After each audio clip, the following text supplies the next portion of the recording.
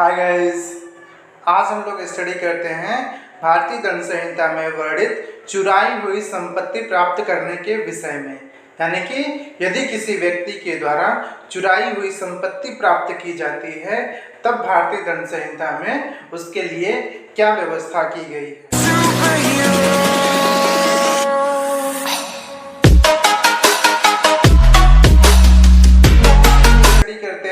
भारतीय दंड संहिता की धारा 410। भारतीय दंड संहिता की धारा 410 बात करता है स्टोलन प्रॉपर्टी की, यानी कि चुराई हुई संपत्ति की। तो आइए देखते हैं कि भारतीय दंड संहिता की धारा 410 के तहत चुराई हुई संपत्ति क्या होती है, स्टोलन प्रॉपर्टी क्या होती है। According to section 410 of the Indian penal code, property the possession whereof has been transferred by theft or by extortion or by robbery, and property which has been criminally misappropriated or in respect of which criminal breach of trust has been committed is designated as stolen property, whether the transfer has been made or the misappropriation or breach of trust has been committed within or without India. But if such property subsequently comes into the possession of a person legally entitled to the possession thereof, it then ceases to be stolen. यानी कि भारतीय दंड संहिता की धारा 410 के अनुसार चुराई हुई संपत्ति वैसी संपत्ति होती है, वह संपत्ति होती है जिसका कब्जा चोरी द्वारा या उद्यापन द्वारा या लूट द्वारा अंतरित किया गया है, और वह संपत्ति जिसका आपराधिक दुर्विनियोग किया गया है या जिसके विषय में आपराधिक न्यासभंग किया गया है, चुराई हुई संपत्ति कहलाती है। चाहे वह अंतरण या वह दुर्विनियोग या न्यासभंग भारत के भीतर किया गया हो या भारत के बाहर किया गया हो, किंतु यदि ऐसी संपत्ति तत्पश्चात यानी कि बाद में ऐसे व्यक्ति के कब्जे में पहुंच जाती है जो उस कब्जे के लिए वैध रूप से हकदार है, तो वह चुराई हुई संपत्ति नहीं रह जाती है। अब स्टडी करते हैं भारतीय दंड संहिता की धारा 411। 411 बात करता है डिसऑनेस्टली रिसीविंग स्टोलन प्रॉपर्टी, यानी कि चुराई हुई संपत्ति को बेईमानी से प्राप्त करना। According to section 411 of the Indian penal code, whoever dishonestly receives or retains any stolen property, knowing or having reason to believe the same to be stolen property, shall be punished with imprisonment of either description for a term which may extend to 3 years or with fine or with both। यानी कि भारतीय दंड संहिता की धारा 411 चुराई हुई संपत्ति को बेईमानी से प्राप्त करना के बारे में बताती है कि यदि किसी व्यक्ति के द्वारा चुराई हुई संपत्ति प्राप्त की जाती है तब उसे क्या दंड दिया जाएगा। तो भारतीय दंड संहिता की धारा 411 के अनुसार जो कोई किसी चुराई हुई संपत्ति को यह जानते हुए या विश्वास करने का कारण रखते हुए कि वह चुराई हुई संपत्ति है बेईमानी से प्राप्त करेगा या रखेगा, वह दोनों में से किसी भांति के कारावास से जिसकी अवधि 3 वर्ष तक की हो सकेगी या जुर्माने से या दोनों से दंडित किया जाएगा। तो ऐसे लोग जिन्हें यह पता रहता है कि यह संपत्ति चुराई हुई है या फिर उनकी यह आदत होती है कि वह किसी चोर को जो है सेट किए रहते हैं और उस चोर के द्वारा जहाँ कहीं भी जो है चोरी की जाती है उससे आधे पौने दाम पर उस चुराई हुई संपत्ति को प्राप्त करते हैं, उस चुराई हुई संपत्ति को औने पौने दाम पर खरीदते हैं, तब जो है उनके लिए भारतीय दंड संहिता की धारा 411 है जो उनके लिए भी दंड की बात करती है, जिनके द्वारा चुराई हुई संपत्ति जानते हुए उसे वह प्राप्त करते हैं, उसे लेते हैं या उसे कम दाम पर अपने लिए खरीदते हैं। तो यदि कोई ऐसा कार्य करता है तो भारतीय दंड संहिता की धारा 411 के तहत उसे 3 वर्ष तक का कारावास, जुर्माना अथवा कारावास और जुर्माना दोनों से दंडित किया जा सकेगा। अब बात करते हैं भारतीय दंड संहिता की धारा 412। 412 बात करता है dishonestly receiving property stolen in the commission of डकैती, यानी कि 412 ऐसी संपत्ति को बेईमानी से प्राप्त करने के बारे में बताता है जो डकैती करने में चुराई गई है, यानी कि जो डकैती में प्राप्त की गई है, जो डकैती करते हुए ली गई है। तो according to section 412 of the Indian penal code, whoever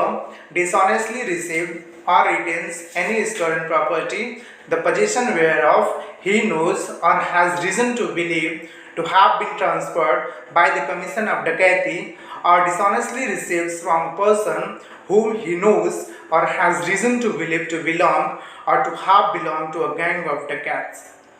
property which he knows or has reason to believe to have been stolen shall be punished with imprisonment for life or with rigorous imprisonment for a term which may extend to 10 years and shall also be liable to fine। यानी कि भारतीय दंड संहिता की धारा 412 ऐसी संपत्ति के बारे में बात करता है जो डकैती में प्राप्त की गई है और जो डकैती के द्वारा लूटी गई है, अपने पास लाई गई है। यदि ऐसी संपत्ति को किसी व्यक्ति के द्वारा लिया जा रहा है, बेईमानी से प्राप्त किया जा रहा है, तो वह भारतीय दंड संहिता की धारा 412 के तहत दंडित किया जाता है। जो कोई ऐसी चुराई हुई संपत्ति को बेईमानी से प्राप्त करेगा या रखेगा जिसके कब्जे के विषय में वह यह जानता है या विश्वास करने का कारण रखता है कि वह डकैती द्वारा अंतरित की गई है, अथवा किसी ऐसे व्यक्ति से जिसके संबंध में वह यह जानता है या विश्वास करने का कारण रखता है कि वह डाकुओं की टोली का है या रहा है, ऐसी संपत्ति जिसके विषय में वह यह जानता है या विश्वास करने का कारण रखता है कि वह चुराई हुई है, बेईमानी से प्राप्त करेगा, वह आजीवन कारावास से या कठिन कारावास से जिसके अवधि 10 वर्ष तक की हो सकेगी दंडित किया जाएगा और जुर्माने से भी दंडित किया जाएगा। यानी कि ऐसा कोई व्यक्ति जो जानते हुए कि वह डकैत है या डकैती के द्वारा कोई संपत्ति प्राप्त किया है, ऐसी संपत्ति को प्राप्त करता है, तो वह आजीवन कारावास से या कठोर कारावास से जिसकी अवधि 10 वर्ष तक की हो सकेगी दंडित किया जाएगा और उस पर जुर्माना भी अधिरोपित किया जाएगा। अब बात करते हैं भारतीय दंड संहिता की धारा 413 की, जो बात करता है habitually dealing in stolen property, यानी कि भारतीय दंड संहिता की धारा 413 चुराई हुई संपत्ति का अभ्यासतः व्यापार करना, यानी कि जो आदतन जो है चोरी करता है या चोरी की संपत्ति प्राप्त करता है, उसके लिए जो है भारतीय दंड संहिता की धारा 413 लागू होती है। तो आइए देखते हैं कि भारतीय दंड संहिता की धारा 413 क्या बात करती है। According to section 413 of the Indian Penal Code, whoever habitually receives or deals in property which he knows or has reason to believe to be stolen property shall be punished with imprisonment for life or with imprisonment of either description for a term which may extend to 10 years and shall also be liable to fine। यानी कि भारतीय दंड संहिता के धारा 413 के तहत ऐसे अपराधियों के लिए दंड की व्यवस्था की गई है जो चुराई हुई संपत्ति का अभ्यासतः व्यापार करते हैं, हैबिचुअली व्यापार करते हैं। तो इस धारा के अनुसार जो कोई ऐसी संपत्ति जिसके संबंध में वह जानता है या विश्वास करने का कारण रखता है कि वह चुराई हुई संपत्ति है, अभ्यासतः प्राप्त करेगा या अभ्यासतः उसमें व्यवहार करेगा, वह उसकी सजा जो है ऐसे अपराधी की जो अभ्यासतः ऐसे काम में लगा हुआ है वह आजीवन कारावास से दंडित किया जा सकता है या दोनों में से किसी भांति के कारावास से जिसकी अवधि 10 वर्ष तक की हो सकेगी, ऐसे दंड से दंडित किया जा सकता है और उस पर जुर्माना भी लगाया जा सकता है। अब आते हैं भारतीय दंड संहिता की धारा 414 जो बात करता है assisting in concealment of stolen property, यानी कि भारतीय दंड संहिता की धारा 414 चुराई हुई संपत्ति छिपाने में सहायता करने वालों को दंड की बात करता है। यानी कि वह जान रहा है कि जो संपत्ति यह लाया हुआ है वह चोरी की संपत्ति है, और यदि उस संपत्ति को वह छिपा रहा है, उसे कहीं रख रहा है कि उसे जो है अभी छिपा लिया जाए, बाद में जो है उसको बेचा जाएगा या उसे अपने लिए यूज किया जाएगा, तब उसे जो है भारतीय दंड संहिता की धारा 414 में दंडित किया जाता है। तो आइए देखते हैं कि भारतीय दंड संहिता की धारा 414 क्या बात करती है। तो according to section 414 of the Indian penal code, whoever voluntarily assists in concealing or disposing of or making away with property which he knows or has reason to believe to be stolen property shall be punished with imprisonment of either description for a term which may extend to 3 years or with fine or with both। यानी कि भारतीय दंड संहिता की धारा 414 चुराई हुई संपत्ति छिपाने में सहायता करने वालों को दंडित करता है। तो जो कोई ऐसी संपत्ति को छिपाने में या व्ययनित करने में या इधर उधर करने में स्वेच्छा सहायता करेगा,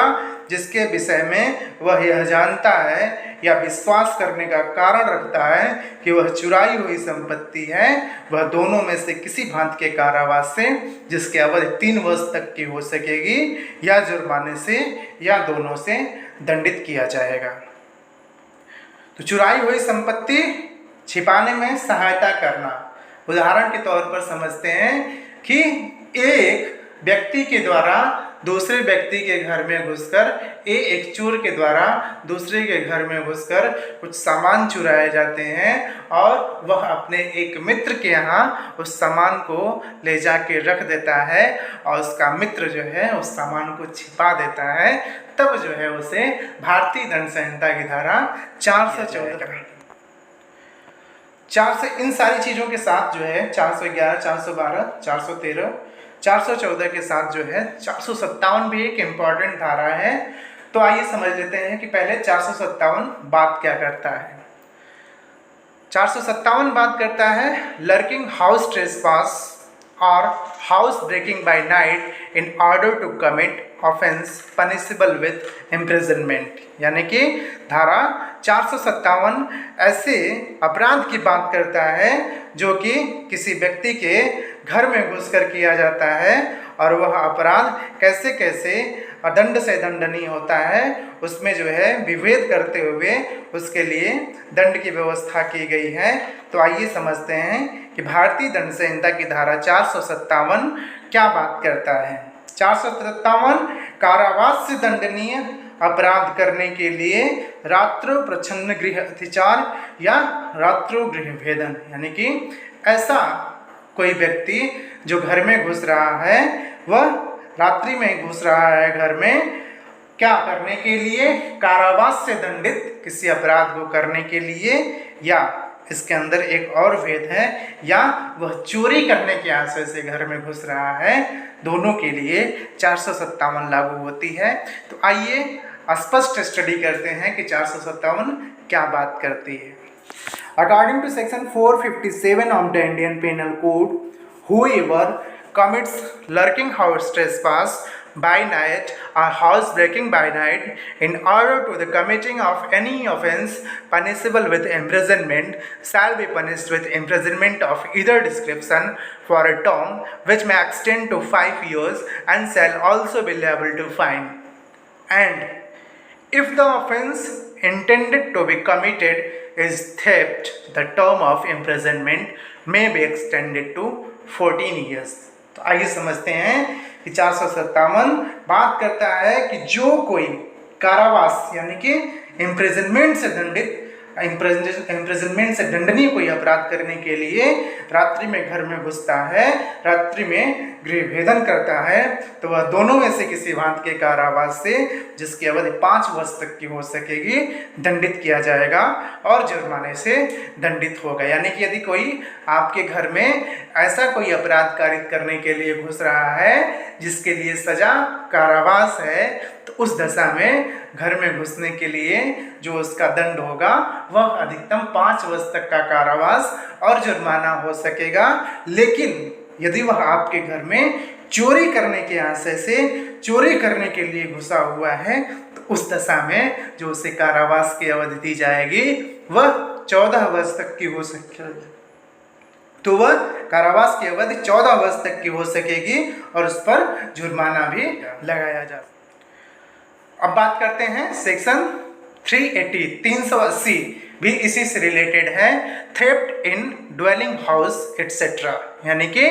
घर में घुस के यदि किसी के द्वारा चोरी की जाती है तब वहां धारा 380 लागू होती है। तो आइए देखते हैं 380 क्या बात करता है। Whoever commits theft in dwelling, in building, tent or vessel is used as a human dwelling or used for the custody of property shall be punished with imprisonment of either description for a term which may extend to 7 years and shall also be liable to fine। यानी कि 380 बात करता है कि यदि किसी चोर के द्वारा घर में घुसकर चोरी की जाती है तो उस दशा में जो उसे कारावास दिया जाएगा वह 7 वर्ष तक का हो सकेगा और उसे जुर्माने से भी दंडित किया जाए। तो आइए अब प्रैक्टिकल एस्पेक्ट देखते हैं कि चोरी की संपत्ति प्राप्त करने या फिर हैबिचुअल चोर होने के लिए या फिर घर में घुस के चोरी किया है यदि, तो उसके लिए क्या सजा होती है। तो ये तो बात कर लिया। अब यदि ऐसा कुछ होता है, किसी के घर में घुस के कोई चोर चोरी करता है, तब वह इसकी लिखित सूचना थानाध्यक्ष को कैसे देगा, आइए अब इस पर चर्चा करते हैं।